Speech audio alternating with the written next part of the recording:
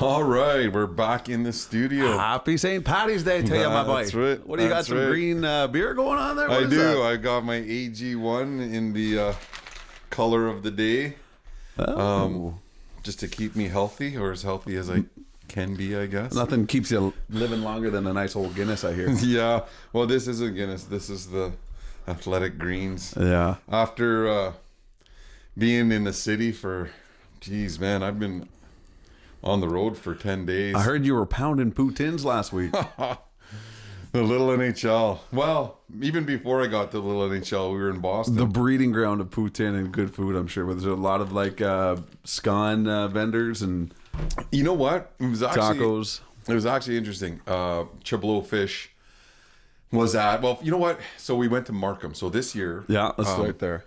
the 50th anniversary of the 50th. little NHL. That's right. So the little NHL started the year I was born, 1971. So it's actually 53 years it's been in existence, but because of COVID, Yeah. right, there were a couple of years that the tournament didn't happen. So this was the 50th year of playing. And, you know, so it dates way back to the founding fathers who were from the island, two of whom were from Chiging. That was Jimmy DeBoski and Norman DeBoski. And Norman just lived up the road, a good friend, a grandfather of some good friends of ours. And so I grew up around them and played in those tournaments as kids. But back then, you know, they weren't as grandiose as they are now. Oh my God! Yeah, I saw some drone. Dude, it was show quite footage. the spectacle in terms of just not only the sheer size of the tournament, because there's over 250 teams Yeah. coming from all over Ontario to play, and this is the largest hockey tournament for First Nation kids in the province. And we're talking thousands of people descending on cities, occupying hotel space and restaurant space and you name it. It's there. How It's a many part of teams? The little NHL, 246, I think. 246 teams, so you can assume maybe like at least 10 kids per team, a minimum. You would assume. Yeah, minimum. And you're bringing your parents, you're bringing your siblings, your gukum, your Yeah. Mishelmis, your You're aunties, doing. aunties. I think we calculated a real rough estimation of about 5,000 people coming. In affiliation with the tournament in terms of players and teams, and a significant economic impact into any host. That's a city. lot of people. A lot of people. But back in the day, it wasn't. It started with Sudbury. 17 teams in Little Current. Right. Is that where It was- that's probably where it started. it started. That's On the where island? they held the tournament there.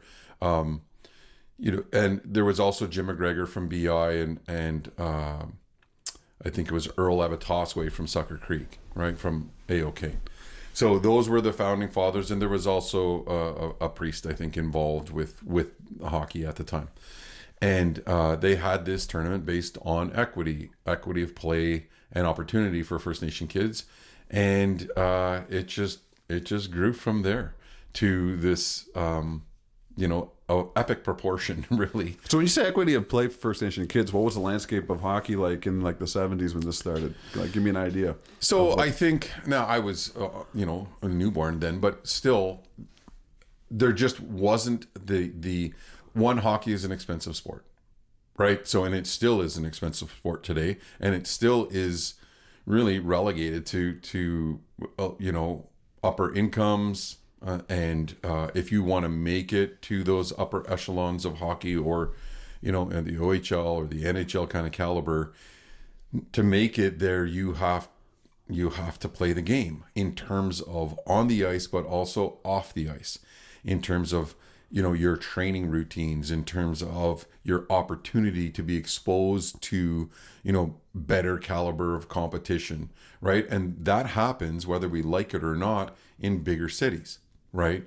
And in the urban areas. So rural kids don't get a chance, as much of a chance to showcase their talents. One, because there's fewer players to compete against, but also just the opportunity to have better coaches and better training is just it's not as easy to come by when you're from a rural setting. And so if you double down on that and then put the First Nation landscape, lay that over top of that, in the 70s and 80s, and even now, right? It's lower income, more intergenerational trauma, all of those pieces that affect us in those ways. It's harder to get your shot, right?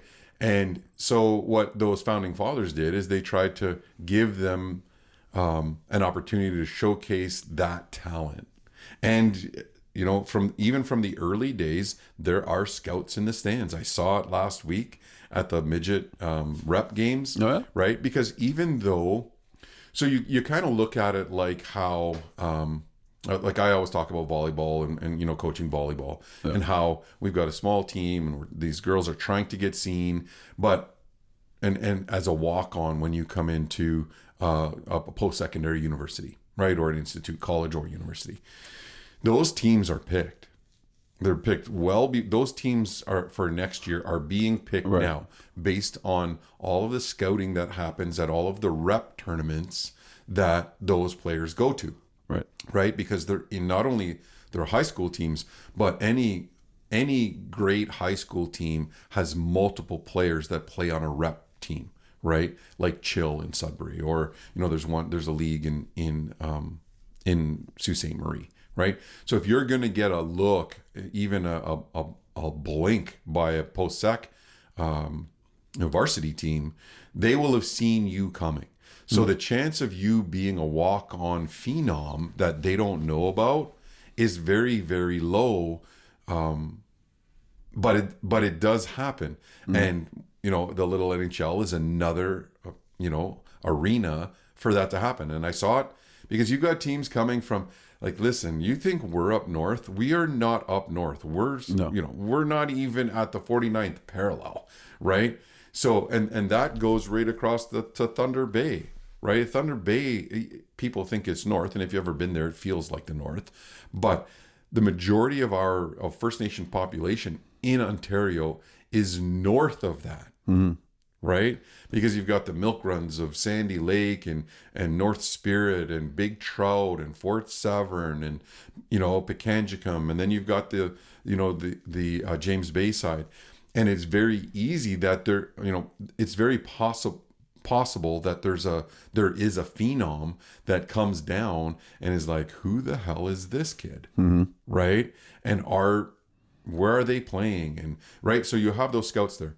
And that really was, the purpose, or part of the purpose, right, of having that tournament based on those founding fathers. So, but they did design it based on pillars, right? And so those pillars of citizenship, right, which is really community, your respect, education, and sportsmanship. Right. So that, like, the tournament is also about those types of things in terms of team play and all of that. It's evolved over the years so that there is a competitive component to that, which is, a little bit more about, the thrill of winning the cup, right, in your respective division. But still, there's 30 teams in the U11. Right, there were 40 teams in the U9s, right? So it is about coming together, meeting new people. It's not all from your community. Sometimes you have pickups, right? So you're creating all of these new relationships, not only between kids but within families, and then families within communities, right? Aspen was one of them back in the day when she played in the tournament.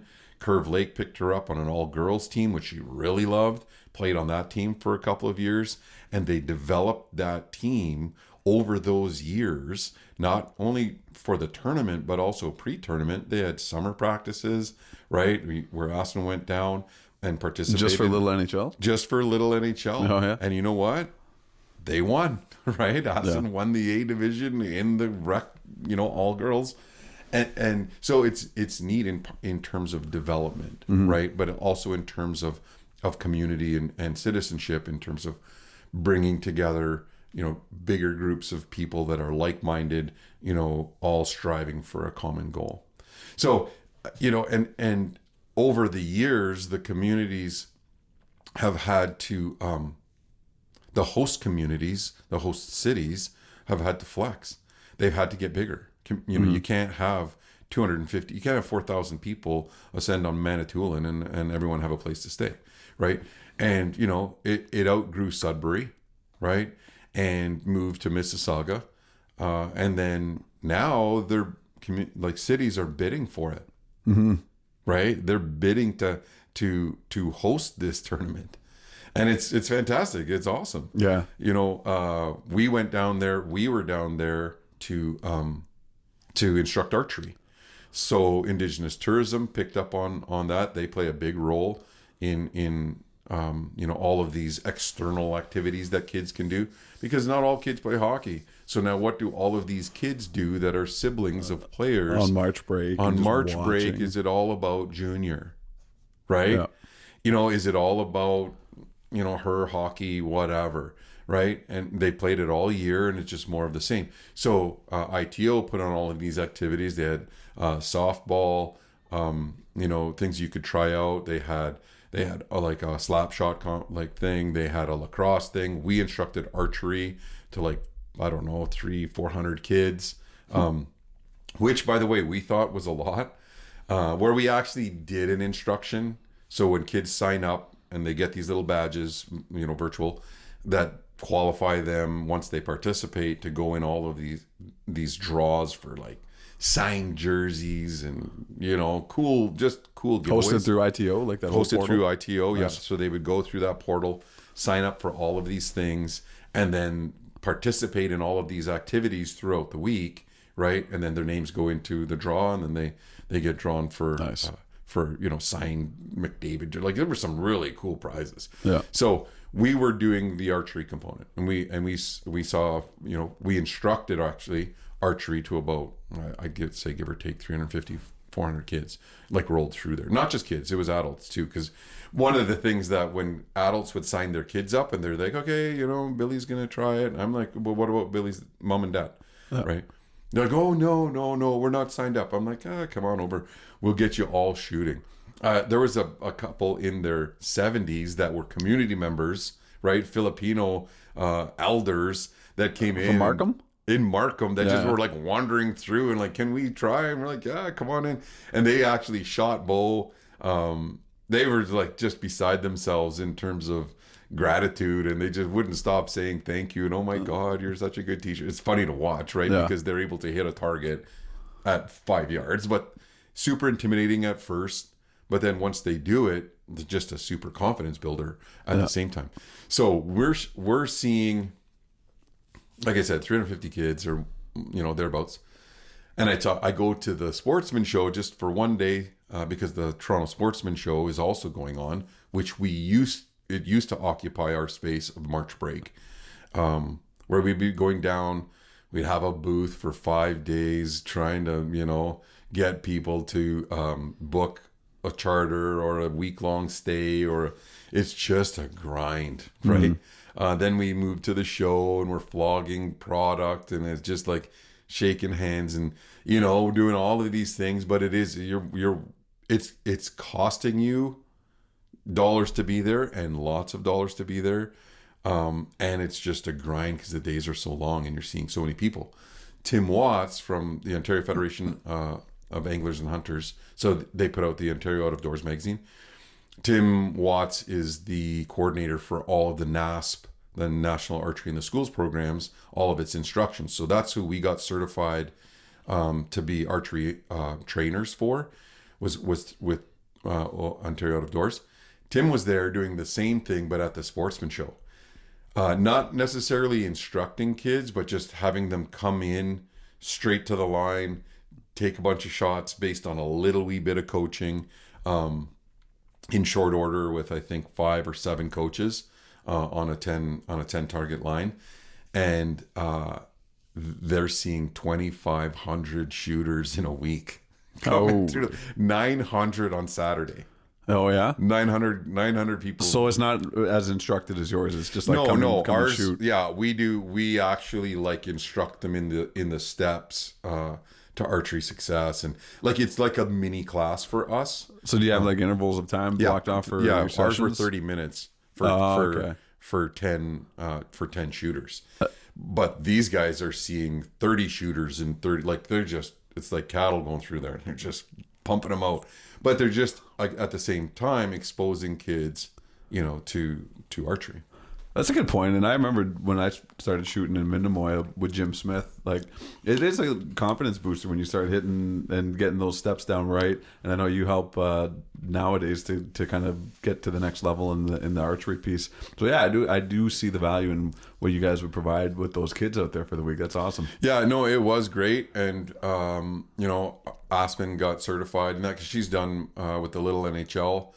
But she wanted to work. And so I brought her down and put her to work. She got certified in the instruction, and oh, nice. And she was right beside me teaching and getting kids to hurl some arrows at the target. So it was good. But yeah, so the tournament itself, huge tournament, great turnout. Host communities there was a little, like I saw the online controversy of take us back to Mississauga. There was controversy? Oh yeah, lots of controversy. Tell me about that. What's that? Well, just because of the way Markham is laid out. Now, I love the venue. Like I'd be like, take us back to Markham, because Angus Glen Community Center, right, was a double rink, but it also had a library, it had a pool, like in the middle was a gym as big as Lakeview's gym, right, where we instructed archery, and we did all those other activities in there. They had tennis courts there. So for us, right, instead of having an outdoor shoot like we did last year, this was controlled environment, and by controlled I mean the temperature. Inside. It was inside. It was inside. And we had a definite control over who was coming on our side of the targets versus stopping everything all the time when someone walked by 50 meters in the back of the net when we were outdoors, right? Yeah. I mean, it's a part of it. So it was just way less liability and more enjoyment for us. Plus ITO was even more organized than they were last year, getting everyone to sign in and go through the portal. They had a little NHL app this year. Oh yeah. That it was never who's got a schedule, where's junior playing, right? Each arena used to have their own little schedule, and that's how you would just pulled it playing. up on the app. You look for U18 competitive midget, and that's wicked. And then you go down to the team that you're looking for. ITO runs that? I don't know. No, I think it was the little NHL committee themselves that did that, just because I think they're going to want to continue that. Yep. It was just awesome. But the controversy is that, so for us, I mean, there were really two teams that I wanted to watch. One was my brother's team with my nephew Drew on it, and then Cohen-Ashkokegan's team, the midgets team. It's not Cohen's team, but Cohen was on it. It's a Chiging team, coached by Kevin, his dad, who's a good friend of ours, and they won it last year. They had a couple of house league players from Chiging, but it was a rep team, right? So it's the highest level that's going to be played at the tournament. So I wanted to watch that, and those games were still at Angus Glen, so it was perfect for us, right? Yeah. Also they had the poutine and pickerel right out the front door, so it was like poutine and pickerel every day. How? So basically died and gone to heaven. But the other families, the arenas were more spread out. So if you had multiple kids, which lots of people do in multiple divisions, you might not be able to get to all of those games, right? Because it's a 15-minute drive to get wherever.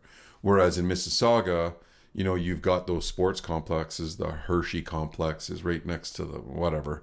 I don't know what the names are. But there'd be like 6 rinks, right? So you was just this massive mob of people, right? That you were trying to navigate through, but you were just at one arena, right? Or 3 arenas versus like 6 or 7. So it'll be interesting to see where where it goes next year. Our hotel, we had a great hotel, so yeah, I just had zero complaints for us, right? But I mean, it wasn't about me. Well, there was a ton of celebrities out there too. It seemed like I saw Haley Wickenheiser was on scene, Ron McLean was on scene, Stan Jonathan was on scene. Yeah. Like, who else did you hear that was actually supporting the Little NHL? 'Cause that's pretty significant. Well, the Leafs had something to do with it. I think they had a sponsorship. They had a sponsorship there. I know kids got Matthews, signatures on their jerseys. I didn't see any of them. Now, we didn't wander. We were there at the opening exercise. The Leafs were there? Like Matthews was... They saw them somewhere. I didn't see them. Yeah. That's wicked. I don't know where they were to bump into these guys, but kids, told me, like Corey Wesley, Larry and Rick's younger brother. Yeah. His little guy plays rep.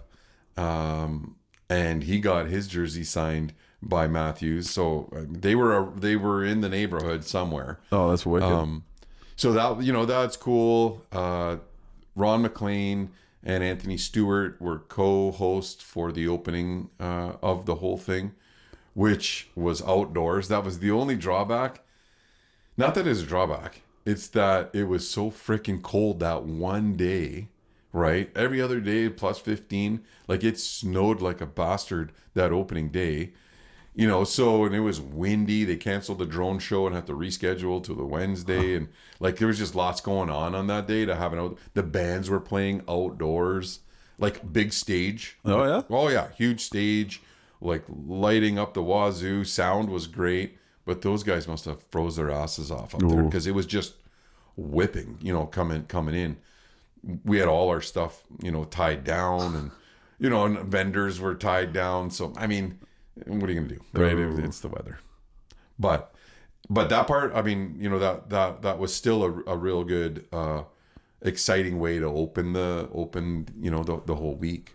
It was lots of fun. I remember Little NHL. It's such a memorable experience. Like as a kid, like that is the March break. You're getting a break from school. You get to go to a hotel and play mini sticks. And you probably shouldn't do that now. We'd be getting shit all the time. But go play mini sticks in the hotel hallway. Dude, they have like mini stick rooms. Like those conference rooms. They need to have designated It was rooms. in the hallways too, though. It was everywhere. Yeah, we used to just go on in hallways and cause havoc and chasing girls. It was some of my most memorable coaching and like I've told you, like from Tykes to junior hockey, some of my most memorable coaching experiences or coach individual games were at the Little NHL. And we brought down a team from Saskatchewan. Again, no league up there. A ton of great players. In the winter, that's all we did is either play hockey for like one or two tournaments, that we would go to. And we brought down a competitive team made up of Saskatchewan, Moosonee.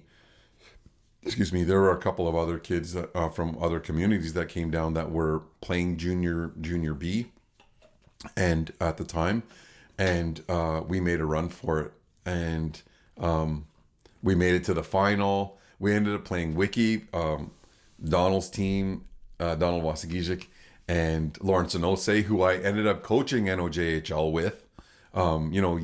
Years later, we fought those guys in the final, and it went to like, I want to say 4 overtimes in the final.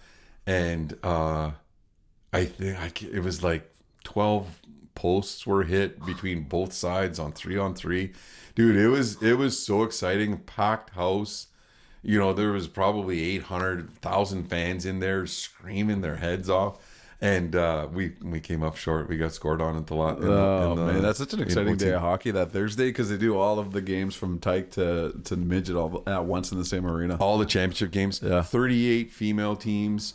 We watched the final U18 girls, and it was a Tikkamik Shing, coached by Brent Asinaway and his daughter Ava, she plays out in Sudbury against, I really wasn't sure, Bucktown.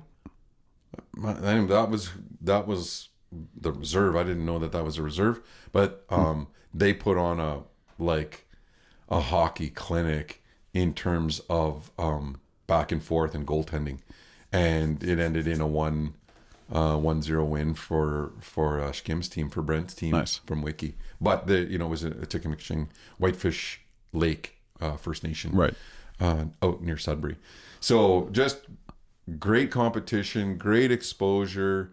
A lot of hype and like new relationships, and yeah, it was fun, and and it's a little bit of work for us, but it's hard to say that that's work. It was a lot of fun at the same time. Yeah. So Yeah, congratulations to all the winners and the organizers. It sounded like a great week. Chigang had 2 winners. The Nipissing as the host too. yeah, it was good. Our U11s won the rec division. A close game where in the third they were down 2 goals, and just seeing. But again, that group was coached on top of minor hockey, right? That group had extra practices that were specifically focused. It's just it's neat. It does make the difference, right? Like if you do have, it creates an opportunity for those players to showcase their talents and really see those next levels of play, because parents don't always see that, and I know that from a coach, right? Especially from coaching hockey, is that everybody thinks that their kid is the next Sidney Crosby, Yeah. and they know their child, and their child could be that, right? But when you coach lots of times and coach across lots of skill levels and lots of age divisions, 99.9% of us are there to have fun. So let them enjoy that experience. And if you do have an opportunity to be a part of the next level, then that comes with the understanding that there's a shit ton of commitment that has to be put in, not only by the coaches as volunteers, but also by parents, Yeah. right? To let their kid be coached and find out what you can do in the off ice time to build that skill, right? Because no kid gets better from a parent that's yelling at them from behind the glass. Mm-hmm. That is just not where kids get better, right? And so not everyone knows that. Sure, you can cheer and that's great, but people just get lost in all of that and don't understand that there is another level. And the little NHL kind of lets them in on that a little bit and lets them see that, holy shit, that rec, who are those rec kids, right? Mm-hmm. And those are the kids that are playing rep. And how'd they get so good? Well, it's because they put in time and effort and money and sacrifice, because some players can't afford to be there, so they have to sacrifice other things so that they can be, and families have to do it or take extra shifts. It's a real deal, right? Mm-hmm. But the founding principles of that tournament were really about providing that opportunity so that those talents could be showcased. Yeah, it was awesome. Man. So you mentioned your experience with the NOJHL and tying that into, that league that we're mentioning with the Little NHL, the prospecting and growth of our young youth and how their hockey development kind of can continue on into those next levels locally. And then, eventually one day the dream is the NHL.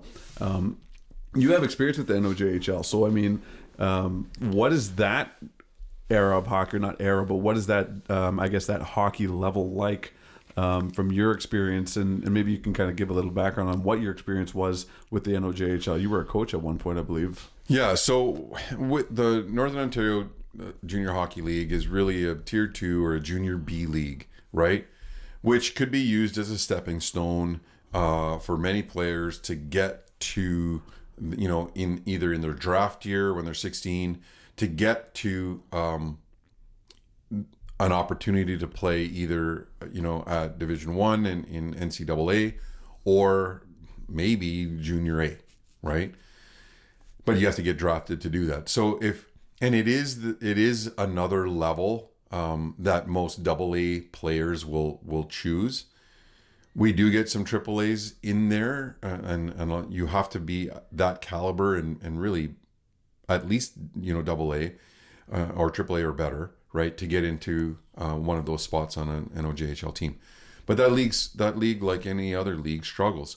And it was by default that I came into that, but it's relevant now because I read in the paper in the Expositor this week that someone is considering or has considered bringing another NOJHL team back to Manitoulin. I was telling Diane, I'm going to write a letter to the editor. And I'm like, okay. She's like, really? You got time to write those letters? I'm like, oh, you know what? We'll talk about it tonight. Because, we went from the Manitoulin Wild for 2 years. And then, we fell apart. And then it got purchased by or willed over to, a group from Little Current. And they became the Manitoulin Islanders. And they struggled until they failed. Right? And now you've got another, group coming in to say, hey, this was a good idea. We should have NOJHL hockey here again. Mm-hmm. And, and I do think that it's a great opportunity, right? But my honest opinion is that people really have to understand the reasons why it failed. And there's two big ones. And the first is that it had a shit business plan, right? And that business plan was being implemented by people that really didn't understand hockey. And I know people will be pissed off when they hear me say that, but the proof is in the pudding. Where's the team? Right? When push came to shove for us, that I was not only when the team came as in terms of Manitoulin Wild, right? That it was being tied to an education market, right, at Kenjigawintek, which is a great idea. Almost like a magnet program. Yep. Because it was a post-secondary program here in Chiging. They could offer courses, not only high school, but college and university courses. So you could come here and get an education and play, on the next level of hockey, right? So that the principle is right. But how do you fund that? And back then in 2003, you had to fund the team. A group had to basically own the team and then generate the revenue. Now it's changed a little bit because now it's pay to play. It's like AAA, and AAA is incredibly expensive. So if you're paying for something, right, chances are you are going to put more effort, and there isn't going to be as much entitlement that comes with a spot on the roster, right?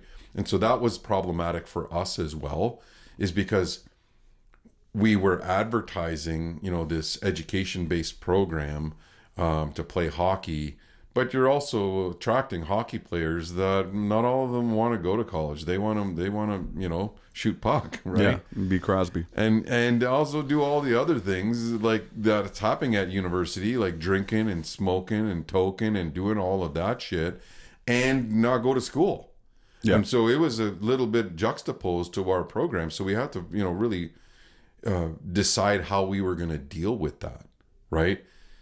But even before that, I only agreed to come and just help at the selection camp, right, in the summer to help, give my 2 cents, because that's all I had to offer at that level of hockey, of who I think, would work and gel together. Then I got conned into doing a leadership camp. Then I got conned into doing a part-time, second assistant coach. So just one practice a week and one home game, right?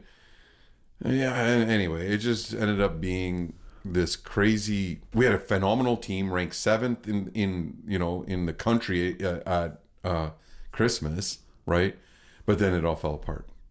How? And it fell apart in terms of injury to our players. It fell apart in terms of the biggest piece was funding, right? That part fell apart because the school they got into a funding jeopardy. And they pulled out, lawyers were involved. GM was a good friend of mine, got sick. I had to take over. There was an issue with the coaching. That fell apart. The assistant coach got a local job to coach AAA in town. So he stayed with that team. Dude, it fell apart so fast. And then I ended up having to try and for some reason, basically because I pledged it to my friend, right? Because he said that if Manitoulin lost this team midway through a year, they'd never be considered for an OJHL team again. Right? Like if we folded that and screwed all the results and all of the standings in that, like they would just say no. Right? So I invested like $30,000 into the back half of the year to do that. Right? Paying for the coach, paying for rent, paying for ice time. The community of Little Current kicked us out, right, of our own arena. Our fan base dropped off. We were practicing out of Massey, right? Oh, so really? now we were driving to Massey for practices, and what saved us, and this is the interesting part, is that Duke Pelche from Wiki, we approached, and he was chief at the time, and we were like, we don't have a home arena, right? And I know this because I'm on the board, because now I'm doing dual duties as coach and GM, because GM, is in the hospital. So I have a vote at that. And sorry, what happened with the Little Current Arena? So we got they took us out. We couldn't afford our ice time. They were saying, this, So that, the other piece. thing, right? There was some controversy over where the money was going. Like, what money? There's no money. Money is coming out of my pocket to pay for the refs and the coaches and the hotels and the Sioux and Timmins and in Michigan. Like, I know because I paid it, right? You can't generate the thousands of dollars to run a team the way that it was organized back then if you didn't have crazy sponsorship, right? So all of that, chasing sponsors and all of that, had fallen apart. So, and we were behind in our bills. So we got the boot, right? Well, part of me, right, wants to think that there was a management group wanting the Wild, wanting that team, working in the background, right? And if it failed, they wouldn't have to absorb any of the liability, and they could just pick up where we fell, right? So we approached Wiki, and we said, you know what, we need a host arena. And they're super busy. They have 3 teams of every division, in Island hockey. And they said, okay, we will move. We can't give you any practice time, but we'll give you home arena time, right? So we took that to the NOJHL board, and I had to, it was bullshit, dude. Just the levels of covert racism there. They wanted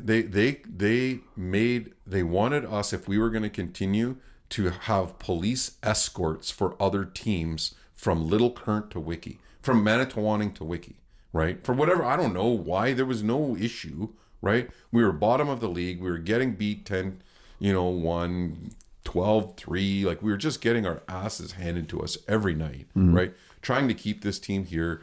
A bunch of our players left, right? For whatever reasons. Halfway through the season? Halfway through the season. I'm not even going to get into that whole thing, right? We were falling apart. And there was a core, though, of players that were really giving it their all, right? We had put, and I remember when we lost our goalie, Matty, super smart kid, going to Laurentian. He was our driver from Sudbury, bringing a bunch of our Sudbury kids over. Best goalie in the league at the time, tore his groin at Christmas. Tore it. He was an overager, right? And we had put all of our bets on having the best goalie. In doing that, we signed an underager, right? This May kid who came with a really good forward, his older brother, right? And what ended up happening is this kid who was a fantastic goalie, right? But he's 15 playing against 19-year-olds, right? So there was no time for us to do what the plan was to develop this kid, right? And so we threw him just into the fire right at 15, just getting pummeled. And we lost our offensive core on the team and our defensive core because we didn't have whatever, right? So we drafted some kids from Wiki. Wiki Minor Hockey gave us the the ice time for those evenings, Friday nights for our home games. And dude, they rocked it. Like every fan from Wiki came out of the woodwork and packed the arena for that game, whatever it was, 9 through 15, how many ever games we played there. The 50-50s were $1,500, like $3,000. Like people come just for the 50-50, right? Because you had a real good chance of winning $2,000. So, but they didn't care, right? Because the Wiki fans didn't care whether we were winning or losing. They just wanted to see high caliber hockey, big hits, couple of good scraps. We had a couple of good scrappers on our team, and they wanted to see some of their local boys, right, play in that limelight. And because of that, that actually saved junior hockey on the island, because that created a revenue stream for us, right, that shook everything else up. It shook Little Current because holy shit, those guys found an arena, right? Yeah. So all of a sudden the doors open back up for us, right? To bring that hockey back. Because it's the full attendance in Wiki. Yeah. Full attendance in Wiki, full support, chief and council, you name it, right? And who else saw it was the board, the NOJHL board of all of the other GMs. Because at that time, it took money to run the teams. That's why North Bay Skyhawks were the number one team, right? This huge arena, like you could sit 4,000 people, a huge fan base, a huge, community, two schools there. People want to watch hockey. So they had no problem fitting 2,500 people at a game, right? And with that, they could purchase all of the best players, the best coaches. They got paid. Players got paid. It was, you know what I mean? It was just this New York Yankees versus, one of the bottom teams, right? It was based on economic structure. And so that board saw that. They all played there and they all thought, holy shit, right? If this team comes here, they're going to have more money than us because of this fan base, right? And you know what? We had to go back to our own arena. They started saying, well, we don't want to go that far. And you know what? Fair enough. That wasn't in the contract. They weren't supposed to go, you're coming from Michigan. You got to drive another 40 minutes and 40 minutes back, different arena. The rooms in Wiki weren't we had to make concessions, right? Like, because the rooms weren't upgraded, not in Little Current either, but they had already had those renovations. So at least the rooms were up to par. So there were concessions that the league had to make in order to play there. But they also saw those other things happening, right? And I know they put the kibosh on that. And there we were, got our practice times back, got our, played it out to the end of the season. And then they let the team go, and another management group from Little Current came in, and it became the Manitoulin Islanders. And then, they struggled under the same management, and the constraints that we had. And so you weren't involved with the Islanders then? Just hell no, dude. Yeah, you're just I didn't wild. coach. So think of this. I coached everything. School sports. I brought teams from Cash. Whatever school I was on, I coached all those teams. Plus I volunteered because I didn't have kids in it. Coaching hockey, right? And no disrespect to any coach that's a parent, right? But when it's not volunteer if your kids are in it, right? Your coach is part of doing your job as a parent. If you can do a better job than someone else, then step up to the plate and coach, right? You're there anyway. So, you know what I mean? There's a difference. I was doing that, right, with all of these other things going on at the time. And then I did that for the NOJHL and got them through to the end, right? At extreme cost, 6 nights a week in an arena or traveling, getting home at 3 and 4 in the morning, getting up to start a new job as a principal, because I was a young principal at the time, right? Trying to make it all work. And I just had a brand new baby because Darcy was a baby born in July of that year. Right. So she wasn't even a year old. And trying to, thank God Diane was home, because she would have divorced me, I'm sure of it, if she wasn't just doing her mom thing at home. Right. But you know, and people don't understand that the complexities and the intricacies that go into doing that. And on top of that, I was $28,000 invested, right? And once I finished that, I stopped coaching everything. Everything. Oh yeah, like For 14 years. I didn't coach anything until Darcy was in high school, and I was going to games and volleyball, and I could see there was a need for it, and I just walked down to the coach and said, "Hey, do you need help?" And I got back on the so horse. that experience of that bad of a taste in your mouth. That bad, Really? of a taste, because it almost killed me. I had people calling me a thief and these people I didn't know. It was insane, right? And on top of that, I mean, the GM, who was a good friend of mine, like, he had a heart attack over it. Like, it was just friends lost jobs. Kenj took a huge hit. It was just it took them a while to get back on their feet. It was tied to education. There were so many variables there that that the foundation was a good plan, right? But it wasn't executed properly. Sounds like you could do like a little ESPN 30 for 30 on everything that went behind the scenes that year. Well, there's a bunch of NDAs and stuff like that. Not that I had to go to court, but they're like, really? Oh, dude, it was ugly, ugly, right? And but you know what? I'm still the principle behind it, right?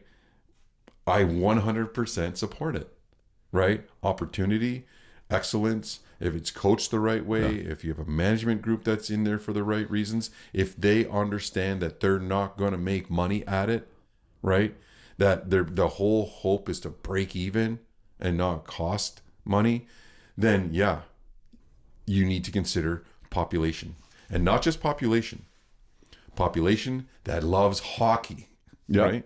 Yeah. So yeah, the Manitoulin at large with Little Current and what have you, right? That's great. They love hockey, Minnemoya. But are they going to come out and support a team that's winning 0 games and losing 10-1, right? I can tell you that they're not because that's what I think, because that's what happened. And that's why those teams aren't here. But I'll tell you who is going to do it: Wiki, because that's what happened, right? So I know it. I'm not bullshitting. I lived it, right? And I know that if they coordinated it, that could be successful. But my opinion, right? And what the fuck do I know? But my opinion is that the only place that junior hockey can thrive is in Maquimmacong. That they have to be the direct benefactor. And what an opportunity that would be for First Nation kids. It would be the little NHL on steroids, right? Because you could make it that. And then they start winning that. Then it becomes an elite team that's not built on fighting and not built on whatever. It's built on skill and opportunity, on citizenship, on education, on respect, right?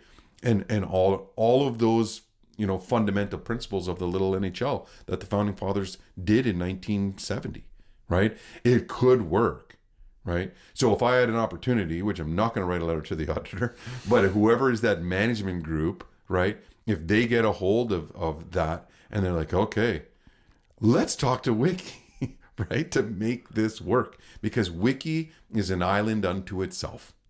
Yeah. It just is. It's like, I don't know how many thousands of people that are there, right? 3,000. I don't even know what the on reserve population is. It's huge. They got 4 classes of junior kindergartens, right? Like, I mean, it's monstrous. And those classes have like 20 kids each. It's a big community, right? I thought I knew a lot of people in Wiki, and I do, but like, there's a ton of people there, and a ton of those satellite communities, and they all get excited about that in community pride, right? In identity, in player development, in all of those pieces, and they generate some of the best hockey talent that Manitoulin has ever generated, right? So, you can't deny that. You can't deny the quantitative data, right? And if you do it and you only focus on the qualitative, that it would be great, right? For feel good. Yeah, I'm not with it. I can't stand behind it, and I'd love to be proved wrong, right? But it's going to take someone with a shitload of money coming in and dumping it on that envelope. And how long, unless you've got millions, right, where it actually works to your advantage to have a deficit program in your taxation at the end of the year, right, where you need an expense and a big one, then yeah, come to any other community on the island, right? But the only place that I think it could really thrive based on those two pieces, right? Well, three, the economics based on a population that loves hockey at its very root, right? Win or lose, Wiki's my go-to. So let's play it. I love hearing that. So like if somebody on this, the board, for example, comes to you and says one day, Neil, you have full reign, you get the keys to the castle. We want you to choke on your AG1 live on live on air. No, I did. I just coughed it all up on the... I would say absolutely not. No, listen. Let me finish. If somebody said, "Here, zero chance. You have free reign," what would you do? Like, not do it, but like, what are these keys to success that you would give them as feedback to say, if we had the opportunity, this is how I would structure it for success. Like for a team to successfully be able to thrive in the NOJHL on Manitoulin Island, I think we've established it's going to be in Wiki. Yeah. What kind of things do you think surrounding the economics in terms of like how can you have a better economic system in Wiki than in Little Current aside from the ticket sales? So there'd be a ton of things. I mean, you have to the board of governors or whatever your governance structure is going to be, the board of directors, right? It has to be an actual board, right? It has to be a board made up of people that understand a whole variety of things, right? From marketing, from an education standpoint, from a player development standpoint, from a business standpoint in terms of sponsorship and funding, from a hockey sense standpoint, right? That board of directors, let's say there's going to be 10 people on it. You just have to have a varied perspective of draw, right? And some of those people don't have to be related to hockey, right? They don't have to be. They have to be bringing their field of expertise to that board table, right? But they do need to understand the principles of it, but they don't have to be experts at it. It doesn't have to be a whole bunch of hockey dads that think they know how to run an NOJHL team. It can't be that, right? So, and I would be very selective in deciding that, because you need to have infrastructure that's going to be there that's not there right now in terms of the arena and facilities, right? And there's a whole PR component that has to be a part of your marketing strategy in terms of how does this look and what do players do when they're not playing hockey, right?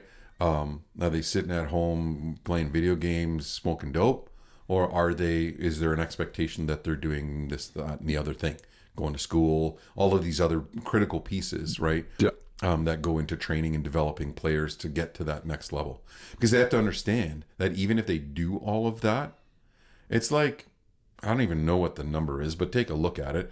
It's less than 10% of the NOJHL players make it to the O, right? And when you're in the O, it's even less than that. It's like 1% of those players make it to the show, right? So you have to go into that with this understanding that what the odds are and what the math is. And every kid needs to understand that this could very well be the absolute pinnacle of their career. So what are we trying to achieve? Because some of those kids that we played, right, that stayed with the team and grounded out, like Josh Bigras, who was our captain. I mean, he's super successful right now. You've got Brent Henley that's gone on to be a manager at Greenstone Tourism. You got these kids that, you know, went on to emulate what they did with the Wild, right? To be these great people that are building communities, that are leaders, that are, you know, great parents and doing all of that. That success, they took it. That's what they learned from that experience. You know, persistence, resilience, all of those things, making it through, you know, college and university, like they took that with them. I think, right? And players need to understand that, and parents need to understand it as well. Mm-hmm. Because if there was a different path for them, that path happens when they're 16, right? In their draft year, the 15, 16, right? It doesn't happen, like, it's such an anomaly that happens at 19, that you get noticed, or you, and it can happen, and it does happen, but the odds are the odds, mm-hmm. right? So, you know, everybody understanding what this means, and what it, from the business perspective of what it could mean economically, coming into a host community, just like the little NHL. What does it mean for us, short-term, long-term, right? And what is our short-term, long-term mission, and how will that help us achieve our long-term vision, right? Mm-hmm. Because you got to come into it with that. And then the recruitment, then all of these other pieces that have to come, you know, into the mix when you're talking about leadership. And leadership is twofold: dealing with animate things and dealing with inanimate things. One, you lead when you're dealing with people; the other, you manage because you're dealing with things, right? And so how do you bring that together and bring together people that have to deal with people with high EQ, right? And people that have to deal with things that have high IQ, mm-hmm. right? So, you know, I would start with that, but that's what I would start with. Yeah. Okay. Yeah. Yeah, I guess like to have that foundation of success for the kids, and then I get in the long run, you would start to promote and attract more kids coming, and once you have those stations kind of established, then yeah, I guess the talent is going to be the biggest thing that keeps the sustainability of a team like that prosperous long term. You have people coming from all over Ontario that, you know, you're competing against markets like Sudbury and Blind River and North Bay. You know, what can Manitoulin do to attract those kids? So yeah, that's a great answer for the talent piece. I think the draw, I mean, with any recruitment, and you're a part of, you know, the marketing for Manitoulin Physio, and you know, there's always that recruitment piece happening. But listen, if you're coming to Manitoulin, you're coming for lifestyle, right? There's an opportunity to live a certain way here, right? And that it's attached to land. So anything that's going to be successful in terms of land-based learning and land-based opportunity has to be a part of why players want to come here, mm-hmm. right? So you have that because you have to attract that to build your base.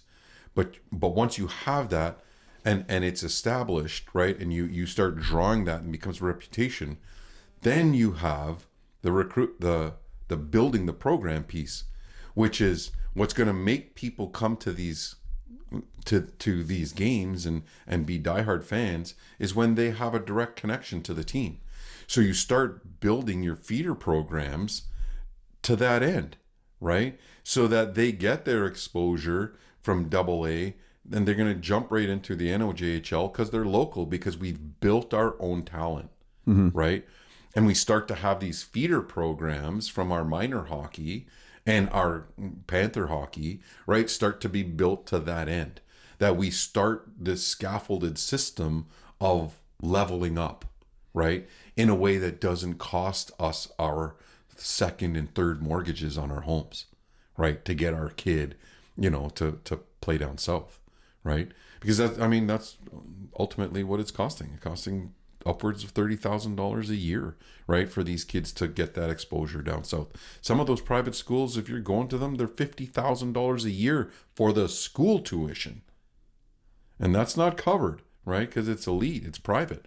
So then you've got hockey to pay for on top, right? So, I mean, huge commitments. And if you're planning on making it to the O and getting drafted, and then how many of those kids make the show, right? Very few.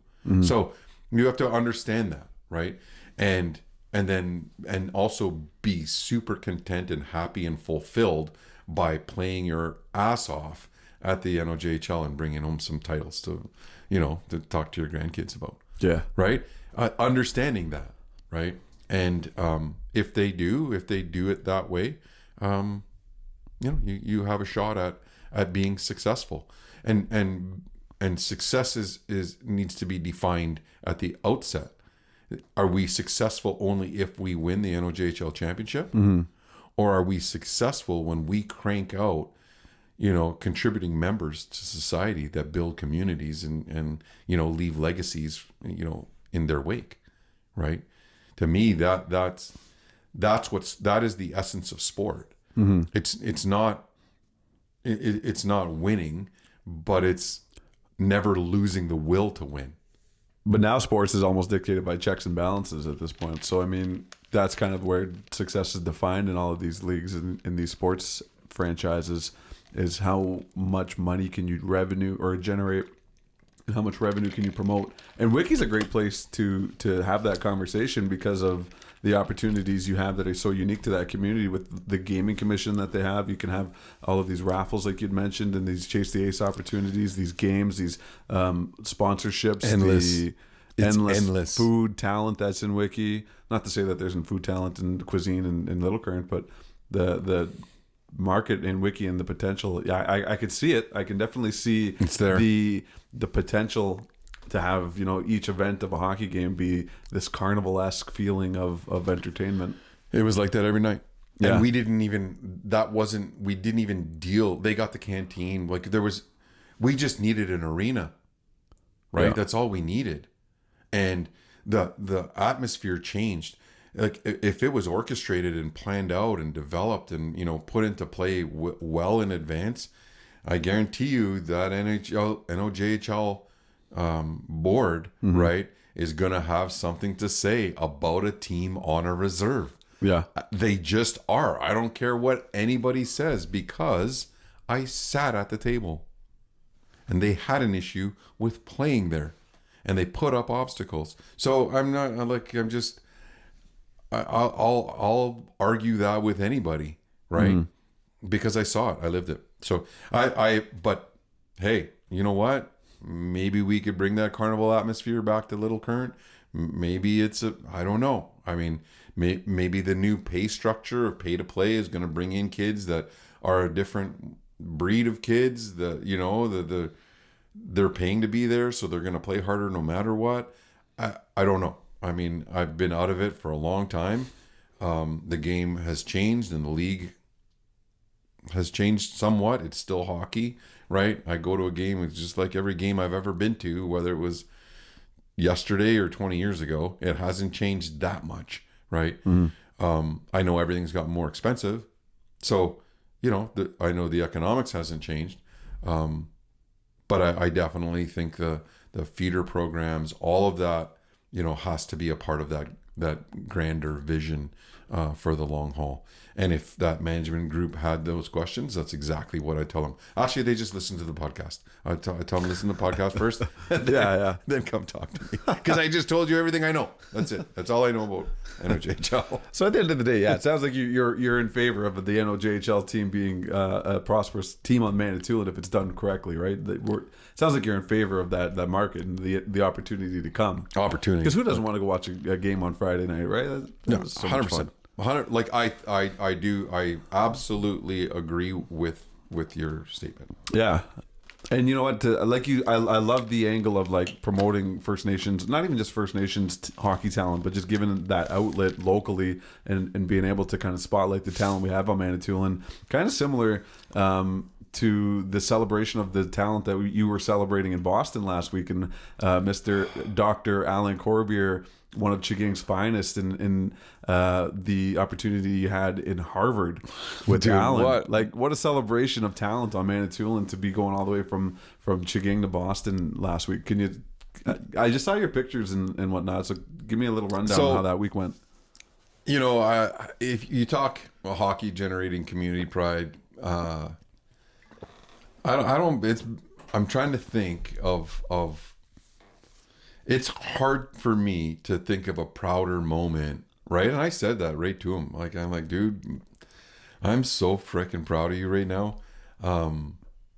Just what you're doing, what that means, what it symbolizes. Like Alan, you know, he's just one of us. Like he's this rural kid, you know, crazy back in the day, and I was right there with him, and we never thought, it was just so surreal, even for me to be there in his presence for two of us, these two kids from Chiging, to be wandering around Harvard. And, you know, not even wandering, I'm wandering. He knows exactly what he's doing, developing a curriculum, getting it audited, implementing the curriculum to pave the way for First Nations education and history in the States. And hopefully bringing that curriculum back, you know, to York. I mean, it was insane. It was insane. And then for him to also say, like, and he's, again, that humility piece that comes about, and just like, yeah, it's a bit overrated, you know, like that kind of thing. And he's like, you want to get a good understanding? He's like, listen to Dallas Goldtooth, because Dallas Goldtooth from Res Dogs, you know, the spirit warrior there, he did an opening and was invited to be there by the Harvard, you know, upper ups, and just ripped on him. Like, just ripped on the panel, like ripped on the, just like, dude. And this is how he did it. He's like, you guys have fucking balls. He says, like, he's the opening act, right? Yeah. He goes, you guys have bones here. You have our bones here. And it's so good. Look it up on YouTube and watch the whole thing. Because the opening address, you know, the elder doing the prayer does something very similar. Right. And that sentiment goes through the whole thing. Right. And kudos to Harvard for eating it and posting it. Yeah. Right. Because he ripped them a new ass. And it was true. Right. We went down into the Peabody Museum, and Alan was doing a lecture, you know, in the archives. So no one gets to see this shit. Right. And there's a guy there with gloves on and says, listen, there's like you don't touch this stuff, because it was, you know, most of the artifacts were treated with arsenic to preserve it. You know, they've all been cleaned, but you don't touch it without gloves. We'll do the touching. We'll unfold it. They were beaded bandolier bags. And it was just, we were in awe. I mean, Diane loves beading, and so does Darcy. And so we had a pretty good understanding of how much work went into that, but these things are hundreds of years old, right? So back in the day, they had to make the beads, right? They didn't have to sew them; they had to make them, you know. And it was, and then wampum, and dude, it was, and so what? Those belong to people, and to people, I mean to you know, specific tribes, right, in the U.S. And so I get it. I get why Alan is, you know, contesting the, not just being realistic and humble about that, but in the grand scale of things, right? Like, you know, they do have an Indigenous Studies department, and it's being developed, and that has to happen as a part of reconciliation and moving forward, right? Because that, you know, you're not going to bring that system down, right? You have to change it from the inside. And that is First Nations education. That's the principle of the whole thing, right? Is to undo those wrongs, to try and, you know, to right some of those injustices, right? But you do that through knowledge. You do that through through the means that through word, right? And by sharing practice and by example. And that's the strength and magnitude of Alan being in Boston at Harvard and just going about his business like Al does and do his thing and be awesome. It was a super proud moment for both Diane and I. Tammy was there, and Tammy's the shit too, so that goes without saying. It was awesome. And now that he's been there for a little bit and he's kind of got a few months under his belt, the fellowship is only there for a year, so he's like, yeah, sure, we'll talk about it a little bit. And he's like, yeah, maybe we could celebrate it a little bit too. I'm like, oh yeah, we're celebrating it. And we did. We went out, we ate phenomenally well, like Italian food in the Little Italy portion of town. Like I had swordfish and pasta and serenaded by live entertainment while you're eating, and when the moon hits your eye like a pig pizza. They had guys like just singing their asses off there. Went and watched the Leaf game. They lost against Boston. They won all the fights though. So yeah, we won something that night. And I went to the Cheers bar. Oh yeah, that's right. Right. So you probably won't know the magnitude of how big of a deal it is to walk down those steps, but people, my age and older that watched the show in the 80s and 90s when I was in university, that's when I watched it was when I was in university. It was that's what we did every Thursday night, is everyone watched Cheers in the common room, right, before going to the bar. That and Seinfeld and Euchre, like that kind of thing. But Cheers was a big part of the reruns at that time. So that was just a cool thing to that was a checklist. It was I checked it off the list of things that I wanted to do. I'd go back and check it out for sure. That was awesome. Oh, that's wicked. Yeah. Glad to hear you guys had a great time. Yeah, it was a great time. Again, the shout out to Alan. I love hearing those kinds of stories and the success that guy has. Yeah, and you know what? He's paving the way. It's a concrete jungle that he's in, and I know he misses being home. Yeah. And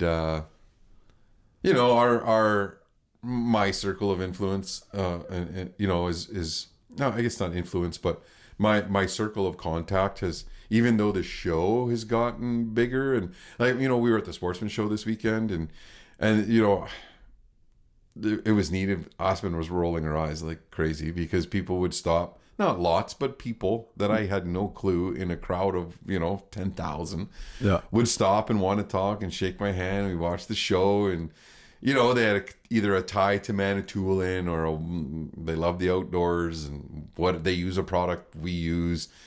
I mean, that circle has gotten bigger and harder to keep in touch with, right? Just because of our multiple businesses, fishing. An example, a kid that I know has been here, right? He came to the archery this weekend, and I just found out because I talked to his grandpa. I'm like, because I saw him and I recognized his face, and I thought it was because he was at Little NHL last year, but it's not. It's a kid that I know that I just met through the show, and I didn't put them together, right? And this kid was like, no, I didn't shoot last year. He didn't tell me who he was, but I knew him, right? It's those types of things that the show gets a lot of exposure to people, and people have access to you, but the relationships that are really, really tight get tighter. You know what I mean? Like your circle actually closes a little bit. And Al and Tammy being away, I missed that, right? Because there are, they're two people that we do talk to a lot, and we're kind of like-minded in that regard, and so we missed them from that end of things, and we were their first guests in Boston, so I was just happy to be there, man. It was awesome. Oh man, that's wicked. Yeah. So I mean, I know we're kind of getting tight on time a little bit on today's episode, but do you I know wanna we go got through- we didn't talk about a lot of we've those got a ton things. of stuff on our we do a little board before each episode just to kind of keep our ADHD minds on track a little bit here. But one of the things, you know, we have fishing ice in, ice out right now. Lake Minimuo's defrosting and the big waters starting to all open up now. Pickerel opportunity is prime time right now. Well, we should be ice fishing. You know, we have two more weeks to fish the lake for, and this is when walleye, you know, where you start to hammer some really nice walleye. They're pre-spawn walleye, and we can't get out on the ice. There's no snow. It's gonna wreak havoc on our spawning grounds, and you know, I don't know what that's gonna mean for salmon and for walleye and for rainbows. Rainbows are biting like bastards right now, fishing from shore.